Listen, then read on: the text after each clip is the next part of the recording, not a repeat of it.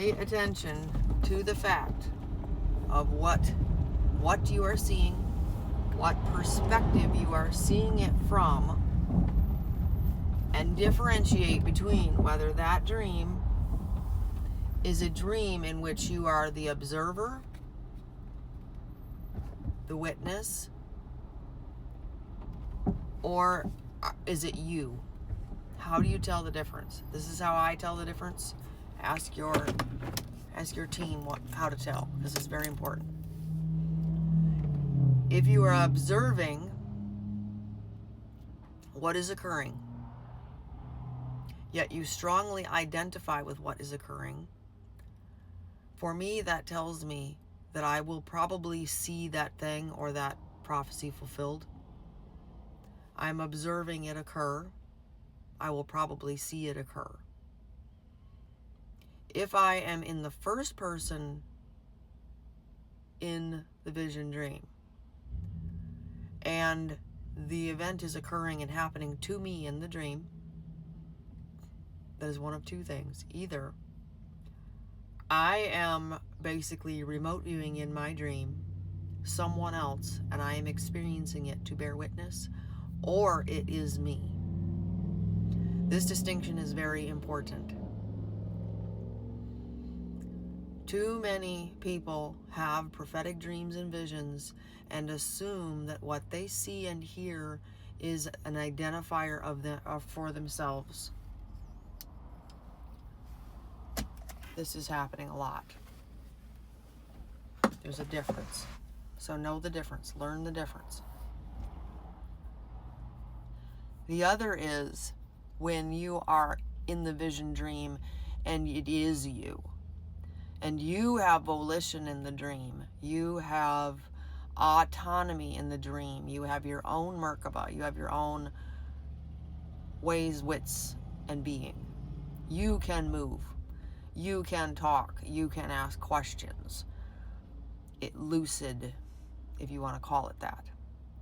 And it is you in the first person experiencing said vision dream. That is more closely connected to your own identity. That does not guarantee it is so. All right, so here's the dream. I was invited to a wedding in 2024. This would have been House of Jen time period. So this is during the time period when I was very broken. And we were in really dire straits in physical life. I was invited to this dream. I only had my wallet with no money in it and a sleeping bag. I didn't even have a car. I had to get a ride with somebody.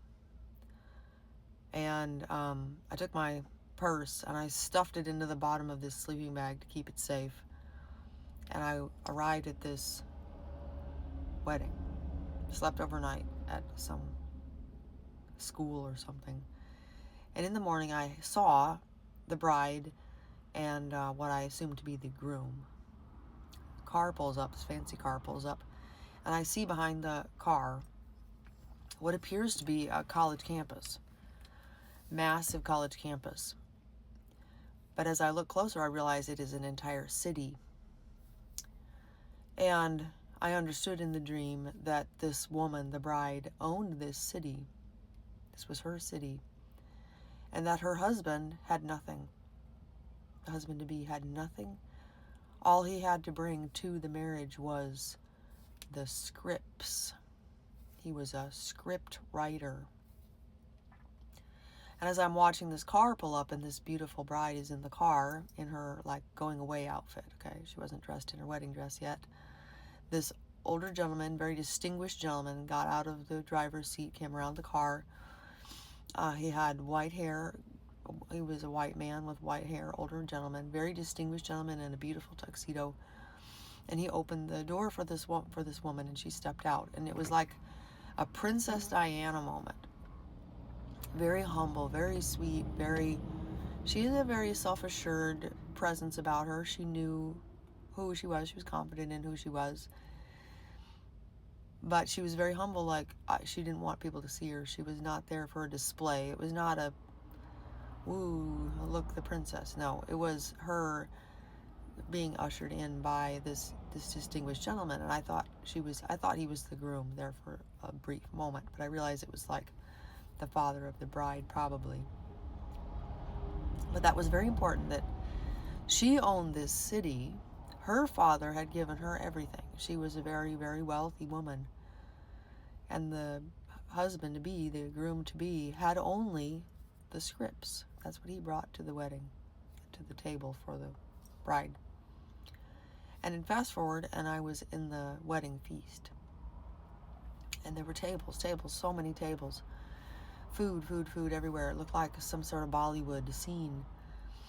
And I was sitting at the table, but there was very few people at the table. There might have been 12 or 15 of us, like, 9, 10 people. It was however many, I don't know. I didn't look around to count. But there was all these tables and only this little tiny wedding party worth of people. And I remember thinking, where is everybody? The whole city, where is everyone?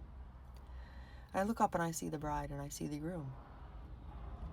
And the bride is transfigured and transformed into this beautiful, beautiful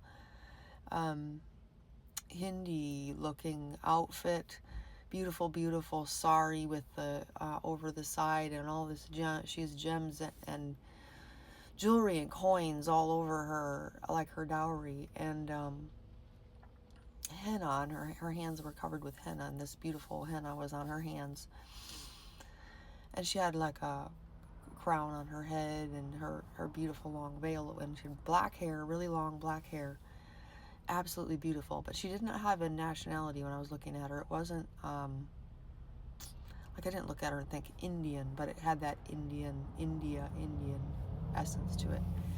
And I saw the groom, and the groom was this incredibly beautiful man with a turban, a white turban with a stone in the middle of it, all folded, really beautiful, and this beautiful Hindu Bollywood style suit with a big sash, and he was carrying a pitcher of wine, like old-fashioned pottery, and he came to the table and he was pouring the wine, and he was like silly and giddy and so joyful.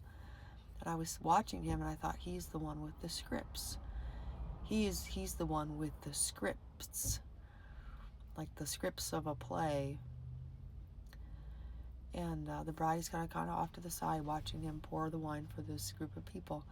And he got in front of me, and I was in the first person. No, I didn't have a lot of my own autonomy in the dream, so I was more in that state of, I'm observing this, but this is me feeling, okay? And he had this pitcher of wine, and he looked up at me, and he looked me in the eye, and just gave me the most beautiful smile, like a recognition and gratitude, and poured wine for me. And there was no words exchanged, nothing was said, and I woke up out of the dream. And some important things were in that dream. Number one, I was not the bride. Number two, the groom was not mine. It was clearly bride and groom. That he had the new script. And that the wedding party was very small. There were very, very few of us seated on the opposite side of the table from the groom being given wine. And the whole entire room was filled with a banquet, enough for hundreds of thousands of people to come to the palace and have dinner. So I did not know in the dream if it was the wedding rehearsal dinner, the family-only part of the celebration, or if no one else had showed up. I did not know in the dream. So there's my thoughts. There's my dream from 2024. Bless you.